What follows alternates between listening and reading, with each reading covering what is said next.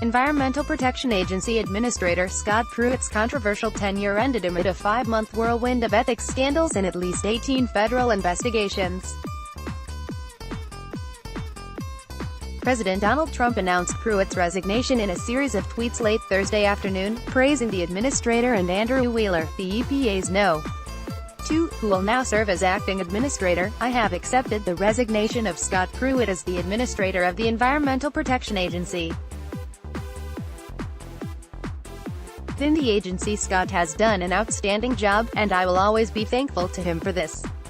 The Senate confirmed Deputy at EPA, Andrew Wheeler, will. Donald J. Trump, at Real Donald Trump, July 5, 2018, on Monday assumed duties as the acting administrator of the EPA.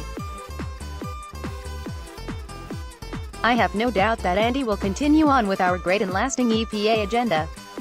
We have made tremendous progress, and the future of the EPA is very bright." Donald J. Trump, at Real Donald Trump, July 5, 2018, "It is extremely difficult for me to cease serving you in this role, first because I count it a blessing to be serving you in any capacity, but also, because of the transformative work that is occurring," Pruitt said in his resignation letter, according to Fox News. "However, the unrelenting attacks on me personally, my family, are unprecedented and have taken a sizable toll on all of us." Speaking to reporters on Air Force One later Thursday, Trump said he and the embattled EPA chief had been discussing a possible resignation for a little while, but that the ultimate decision was entirely Pruitt's. "I think Scott felt that he was a distraction," the president said, according to a pool report. "He'll go on to great things and he's going to have a wonderful life, I hope. He felt that he did not want to be a distraction for an administration that he has a lot of faith in." During his nearly 17 months in office, Pruitt, 50, sought to dramatically remake the EPA, contracting the budget, eliminating landmark regulations, and politicizing scientific research, giving industry an outsized role in shaping the federal rules by which it plays. He played a decisive part in convincing President Donald Trump to withdraw the United States from the Paris Climate Accord. The sudden exit of the nation's 14th and second shortest-serving EPA administrator curtails the ambitious ascent of a career politician. Pruitt, who made his name on the national stage by repeatedly suing to block EPA regulations as Oklahoma's Attorney General, flirted with becoming Trump's next Attorney General and was said to be considering a run for Senate or governor in the Sooner State. Allies said Pruitt plotted a run for the presidency as early as 2024. Environmental Protection Agency Administrator Scott Pruitt joins the long list of Trump administration departures. But Pruitt faced intense pressure to resign over accusations of corruption and taxpayer waste after an avalanche of scandals.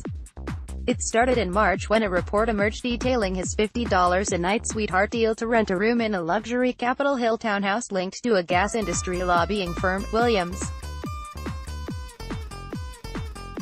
The EPA's ethics lawyers rushed to retroactively greenlight the arrangement, but struggled to defend the administrator after news broke that his adult daughter used the residence, deepening the perception of a conflict of interest. Williams, even former New Jersey Gov.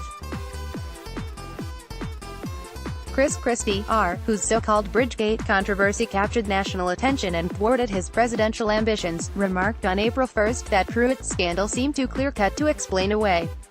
"I don't know how you survived this one, and if he has to go, it's because he never should have been there in the first place," Christie said on ABC News. In early April, 3 Republican House members joined the chorus calling for Pruitt's resignation. The president continually indicated his support for Pruitt, telling the administrator to "keep his head up" and "keep fighting," and praising Pruitt in June amid ongoing criticism from others. "EPA is doing really well," Trump said at an event with his cabinet.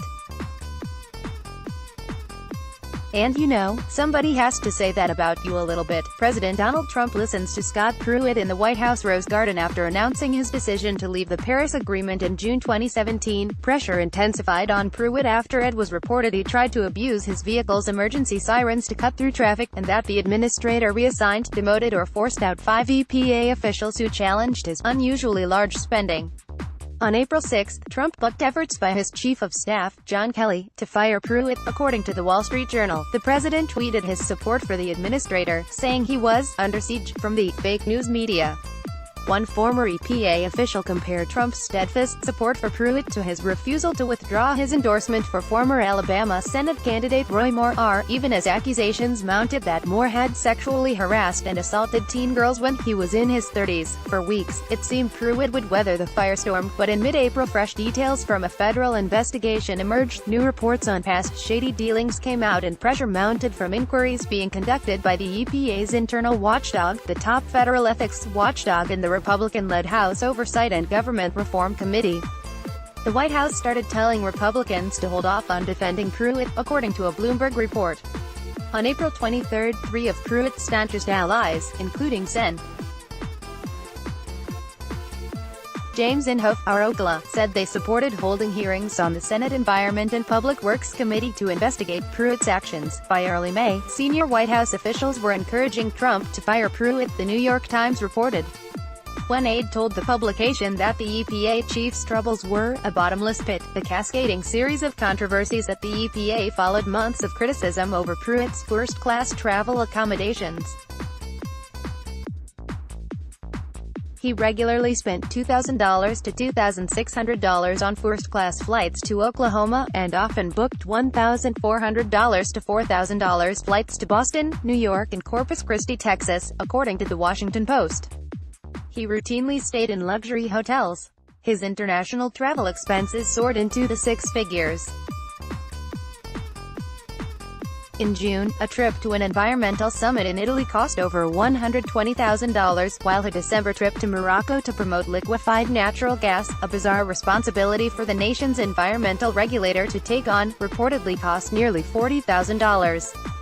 In Italy, Pruitt dined with Vatican Treasurer Cardinal George Pell, a climate change denier who's since been charged with child sex abuse, according to documents unearthed by the New York Times.